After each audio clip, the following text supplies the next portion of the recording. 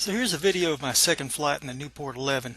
On the first flight I advanced the throttle really slowly and things got really kind of squirrely, but it took off fine and landed just great. So this time I figured I'd just firewall it and go for it. And the results were kind of exciting.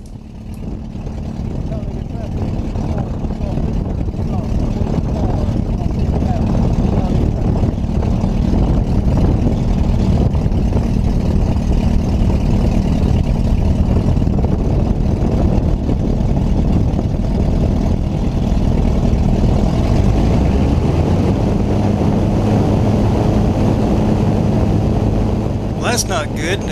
Let's see what happens here. Might as well go for it. We're flying. Tree. Don't hit the tree. Going around a tree. Wood line. Don't hit the wood line. Alright, we're going around. Yeah, well, that worked okay.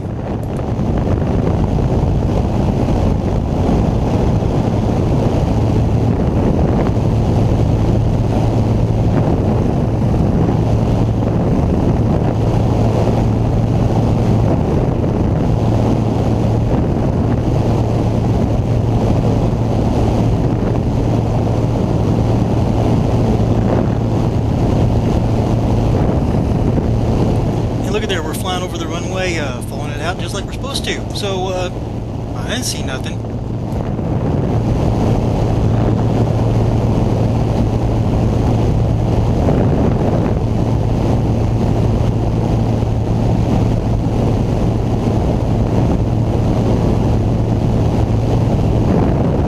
You'll notice that GoPro is high and to the left because it's on top of me, so he's going to kind of ruin your view a little bit. But to be honest with you, at that point I wasn't really worried about what the GoPro was doing.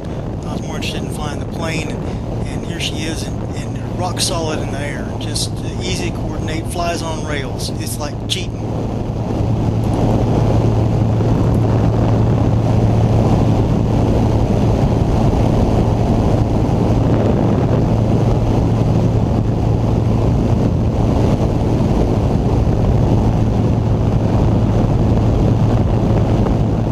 What that little stick is that's bobbing up and down in the center there, that's actually my fuel gauge. It's a piece of coat hanger wire and some corks at the bottom of it, and it lets me know if I'm slipping or not, but it tells me if I'm running out of fuel or not.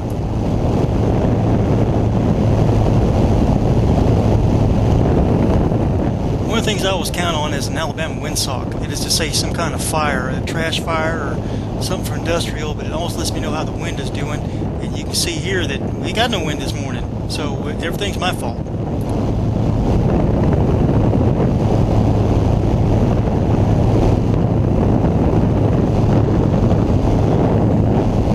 Right about here I went to about half throttle, I guess, and she was flying straight and level, no trim required. She's in rig. This is hands-free right here.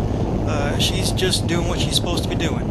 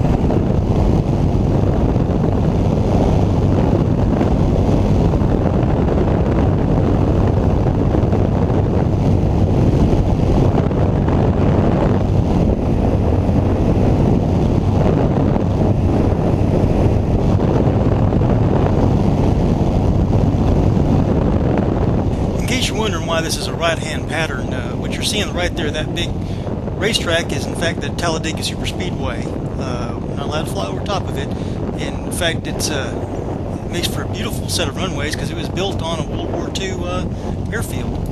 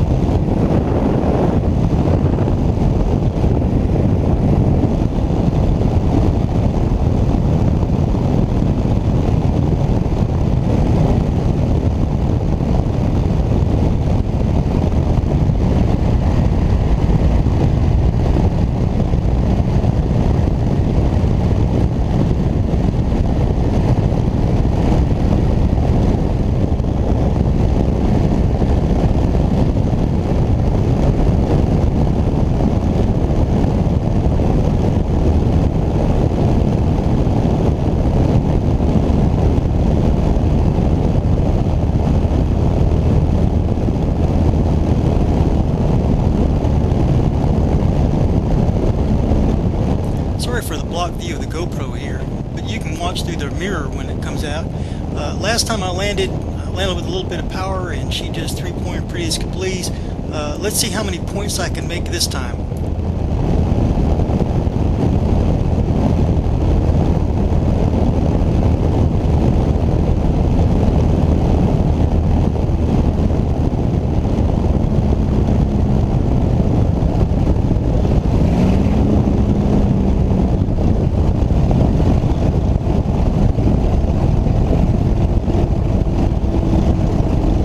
I counted 11, including the initial bounce, but unfortunately all it gets logged is one landing.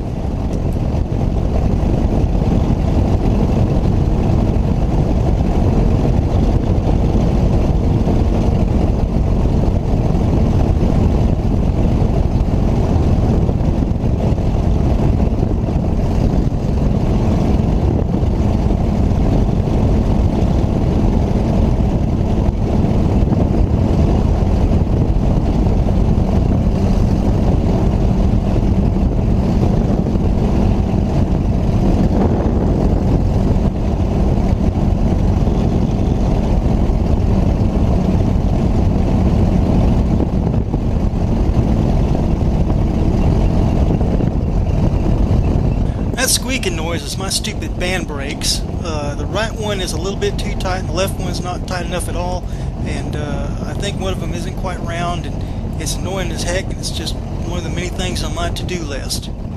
They don't hinder flight, so it's just one of those things.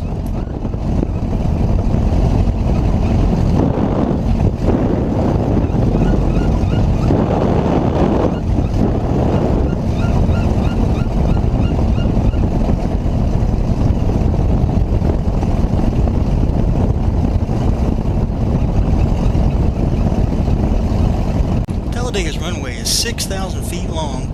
I'll never use even a small fraction of that, but it's 100 feet wide, and as we've seen, I've used the devil out of that.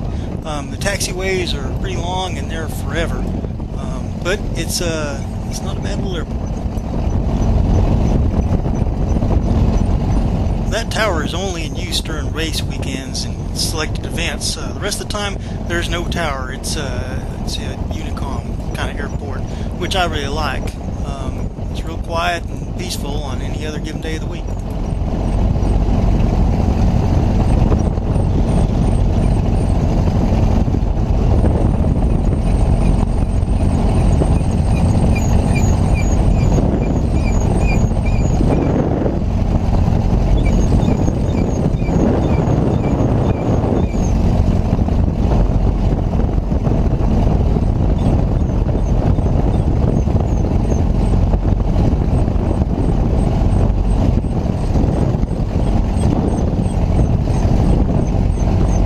What the camera can't capture is what I'm doing here is I'm looking down at the wheels and making sure that they're running true and they didn't bend one this time.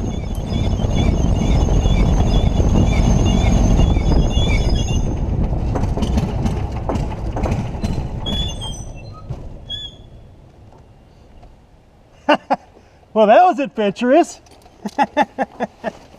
Oh, gosh darn. All right, let's check the airplane out.